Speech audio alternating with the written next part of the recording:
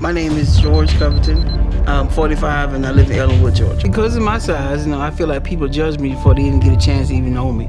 For me, every day is a mental battle. I never imagined that this could possibly be my life. I dread waking up in this body every morning because each day is just too difficult for me to face. My body hurts, and the stuff I have to go through just to have a normal day is painful on every level. Samantha starts off by spilling the tea on her daily struggles. Samantha describes her dire situation due to her excessive weight, which has led to severe mobility issues, making it difficult for her to perform daily activities. She expresses her fear of becoming bedridden, hoping her current state is only a nightmare. Strap in because the next bit is a doozy. My life is so miserable now because I've let my weight get so out of control that I'm barely functioning. And it's getting harder and worse every single day. And I know I'm very close to becoming bedridden. So at this point, I wish my life was just a nightmare that I could wake from. But I don't. Instead, I struggle to do what I need to do to survive. You won't believe how tough simple tasks are for Samantha. The video shows Samantha struggling with basic tasks in her apartment due to her size. She discusses the challenges of moving around and personal hygiene, explaining how even simple tasks like bathing have become exhausting and painful due to her physical condition. Up next, Samantha shares a heart-wrenching truth about her life. I'm barely able to even make it to the bathroom because walking is so difficult. And once I get there, I'm at the point where it's getting hard to fit through the door, mostly because of my stomach and how far it hangs.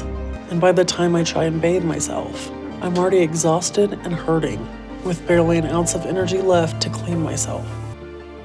Ever wonder what comfort food really means? Listen to Samantha. Samantha talks about how she uses food to escape from her troubles, admitting that eating is her main activity each day. She explains her dependency on food delivery services due to her inability to move comfortably around her apartment. Brace yourself. The next scene is a real game changer. If I fall in that little tiny bathroom, I'm just gonna stay there for God knows how long without a phone to call for help. And I just hate it. I hate how hard it is for me to be in this body. And I'm constantly miserable. So all I want to do is find ways to forget about my life. So I eat because food lets me do that. And that's mostly what I do all day, is eat.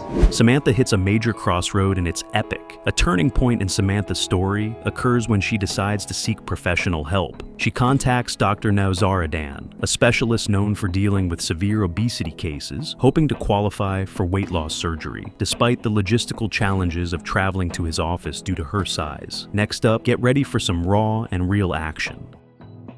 So I've called Dr. Now because he's one of the only people that I know of that might help me. And he said he will. And he gave me an appointment that's supposed to be in a couple weeks at his office.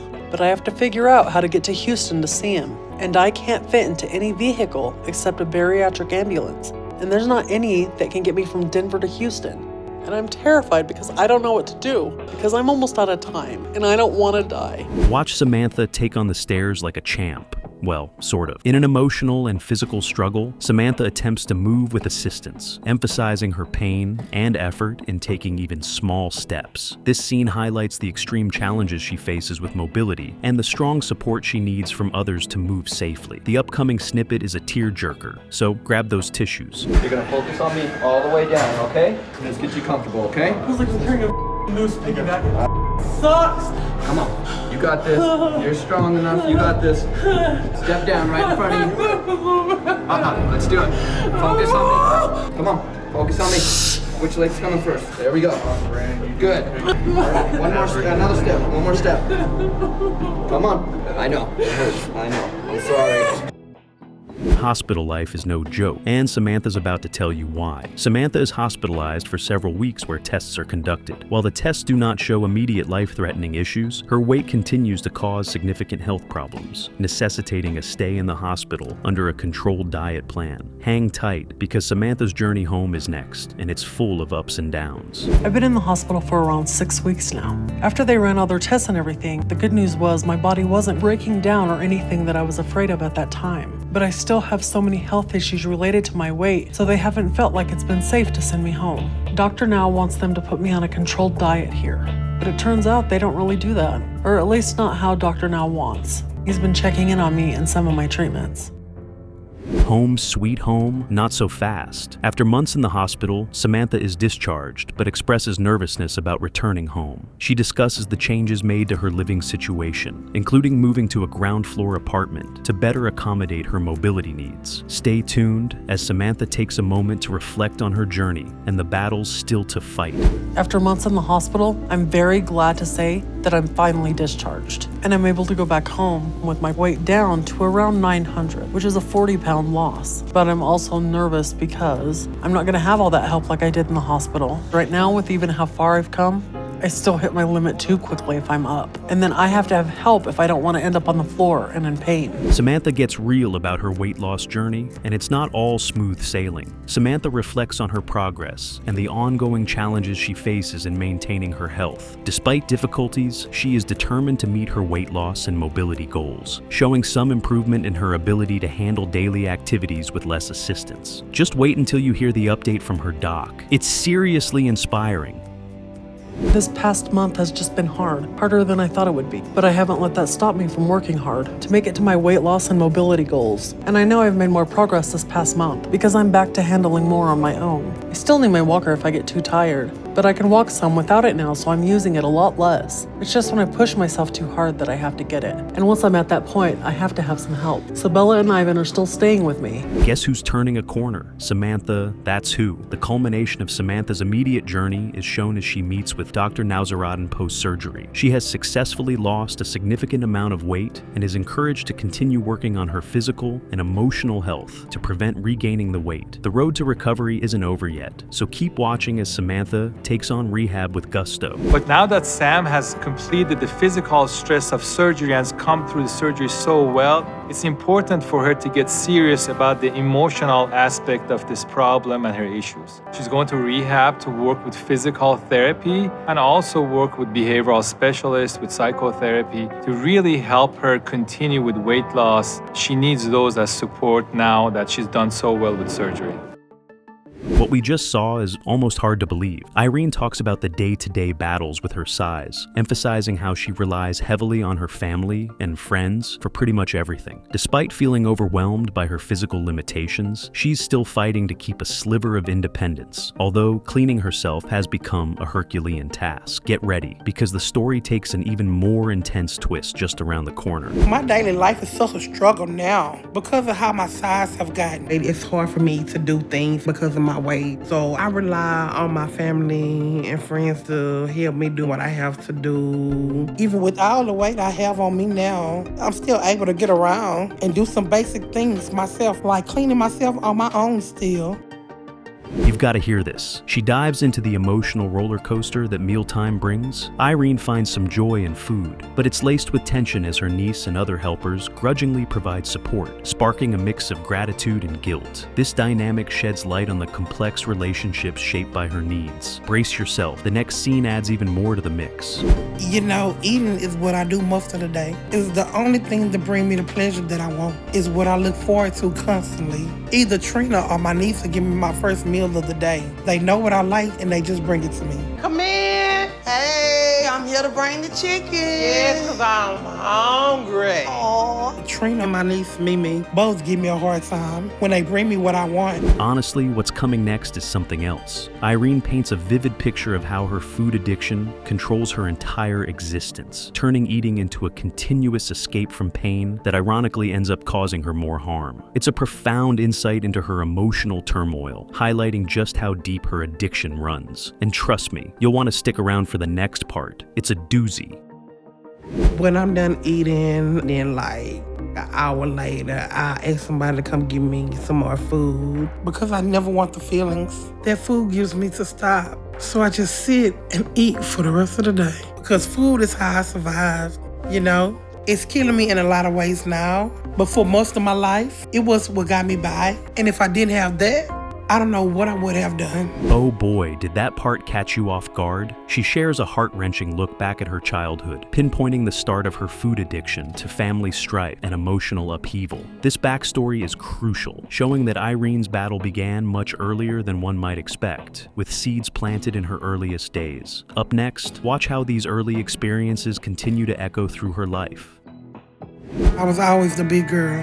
even when I was really young, because I always have a love for food. That started very early on because I know I use food to feel better right from the start, because my parents separated when I was 5 years old because my dad started abusing my mom and she left him. And I think that's when I became depressed, And that's when I remember the start of my eating. Just when you think it can't get any more intense, Irene opens up about the extra layers of struggle during her teenage years, highlighting an abusive relationship and unexpected motherhood, which just piled on her dependency on food for emotional comfort. These years set the stage for a lifetime of challenges, marking a period of significant isolation and personal turmoil. But hold on, the story gets even heavier from here. My parents and my siblings talk to me about my weight all the time, but they enabled me because they always gave me food, Both my mom and my sister did, because with my mom, she took care of us. But she had to work hard to provide that life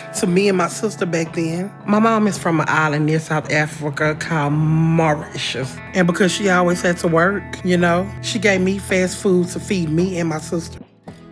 Ready for more? Her adulthood brings new levels of hardship, including a spiral into substance abuse and a crushing wave of family tragedies that left her reeling. Losing her children to protective services marks one of the lowest points of her life, underlining the tragic consequences of her long-standing battles. Keep watching, because Irene's journey into the depths isn't over yet. But when I turned 19, I had a lot of tragedies change my life. In a span of a little over 2 years, I lost my dad, then my mom, my oldest sister, and my aunt, and it was really devastating for me. It caused me to eat a whole lot. But once my parents was gone, I was homeless and I had nowhere to go. This next bit is crucial, so pay attention. Irene discusses how, despite overcoming other addictions, her fight with food addiction remains fierce. Her days revolve around waiting for and consuming food, a routine that dominates her existence and illustrates the overpowering grip of her addiction. The struggle is far from over, and you won't want to miss what's coming up next. And if my aunt keeps on eating like she does, death is the only outcome. Annie, is you gonna eat all that? Girl, well, hell yeah. When I'm eating, I feel good. I feel happy. And it's the only time I feel like that. I want to be happy, so I never want to stop eating, even when I'm full. I push myself to finish off the food that I have to make sure it's all gone so no one will get it. Can you believe this just happened? Tammy confesses her unstoppable eating habits, while her enabler admits to always serving up whatever she craves. No in their dictionary. Just yes, yes, yes to food. The cycle of enablement is real, folks. Brace yourself. The next bit is even juicier. I think when you become accustomed to eating so much, you don't know how to stop. But I'm the one portioning her food. And in the past, I have enabled her. It became a pattern for me. If she wanted it, I would get it. No wasn't in my vocabulary. I always tried to give them what they wanted when I could.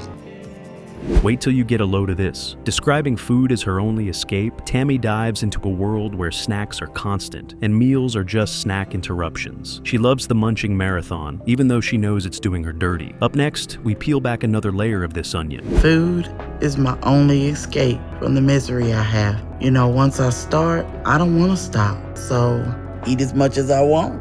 After I eat, I'll snack. I snack all day. Only time I'm not snacking is if I'm eating a meal or if I'm asleep. I eat as much as I can, and I love it. I love everything about it, except how I know it's killing me and taking my life from me. Here's the backstory. Grab your popcorn. From a blissful childhood derailed by family issues to moving states, Tammy's comfort became crunching. California dreaming turned Texas reality with extra servings. Stick around, the emotional buffet is just getting started. I struggled with my weight all my life, but when I was really young, I was a happy, fun, loving kid. Those were happy times, and I felt like we had a happy family too then. Growing up, it was just me and my brother and my mom. In my earlier years, my dad was involved. Next up on this wild ride, the enabler's guilt is setting in deeper than a deep dish pizza. They're realizing just how much their yes man attitude has fed into Tammy's troubles. Don't wander off. It's about to get even more real. And I saw the weight gain, but I ignored it. I ignored it because I was happy when she was happy. I knew that the food was hurting her. I really did. So, of course, I feel bad and guilty. And, I do hold myself responsible a lot because I really didn't know what to do myself. Things are heating up now, or should I say, cooling down. With her mom in rehab and her brother away, Tammy turns to the fridge for some family comfort. It's a solo party at the snack drawer. The next part, oh, it's a doozy. So, my mom went to a rehabilitation center in California. To be honest, I never knew that she was on drugs until she went to the rehabilitation center. When she left to go to California, I felt sad. I felt alone because my brother was in college, my mother was in California, and I was back here in Wichita Falls, Texas. Enter Victor, the ray of sunshine in Tammy's storm. He loved her every curve and all her edges, all her perfect imperfections. Life was sweet, or at least as sweet as a sugar-coated donut. But hold on to your seats, because life's about to throw a curveball. I got to be over 400 pounds over those years by the time I was 22. But even though I was getting bigger, Victor never, ever commented about my weight. He only made me feel loved. He made me feel beautiful. So I loved being with him. And me and Victor were together for 5 years, almost 6. Just when you thought we were in for smooth sailing, tragedy strikes and Victor's out of the picture, leaving Tammy to navigate her grief with her trusty edible companions. It's a buffet of sorrow, folks. The next chapter, it's heartbreakingly crunchy. And we still loved each other very much. And he was still very involved with our children. So it wasn't a bad breakup, but what caused me to spiral after that was a couple of years later when he died tragically. I'll never forget the moment I found out what had happened. He was murdered. Check this out. Tammy's got big dreams, y'all. She wants to be the super granny, active and fun, but her size says maybe just one more episode on Netflix. She's determined to change, though. Coming up, will she turn the tide? Stay tuned. I just want them to be able to remember doing things with me and not just look on the wall and say, oh, there's a picture of her. I want to be able to take them places and not just sitting on the sideline. But food is taking my ability to do that from me. And I don't know how to shake that because I decided to stop and change. But the hunger pains come and the depression I have. It's crunch time, literally and figuratively. Tammy's feeling like a bit of a couch potato, literally stuck and metaphorically mashed. She's ready for a change, ready to mash the restart button on life. What's next? Could be a game changer or just more snacks. I'm trapped here as a burden to my family. They say I'm not, but I feel like it, especially when I have to ask for something that I should be able to do myself. And it's miserable to have to constantly feel like you're only bringing problems and struggles to your family. But then it hurts too much to get up and do what you want. Can you believe that intro? George Covington kicks things off by introducing himself and sharing the struggle of being judged by his appearance right off the bat. He opens up about feeling misunderstood and prejudged due to his size, which often leads others to think of him as lazy or inferior before they even know him. Hang tight, the story's about to dive deeper. My name is George Covington. I'm 45 and I live in Ellenwood, Georgia. Because of my size, I feel like people judge me before they even get a chance to even know me. For somebody to just look at you and think that you're lazy or think that you're beneath them because you can't fit in a certain seat, it's not a good feeling at all. For me, every day is a mental battle. I never imagined that this could possibly be my life. Check out this classroom charm. George engages his kindergarten class with a lighthearted quiz about the days of the week and their favorite football teams, blending education with humor. Despite the fun, he faces challenges from parental complaints about his size, fearing he might accidentally harm the kids due to his inability to move freely. Brace yourselves. The emotional layers are just stacking up. I weigh as much as 14 of my students combined. Who's your favorite football team? The Giants. Who said the Giants? Somebody want to fail my class. Mr. Covington is a great teacher.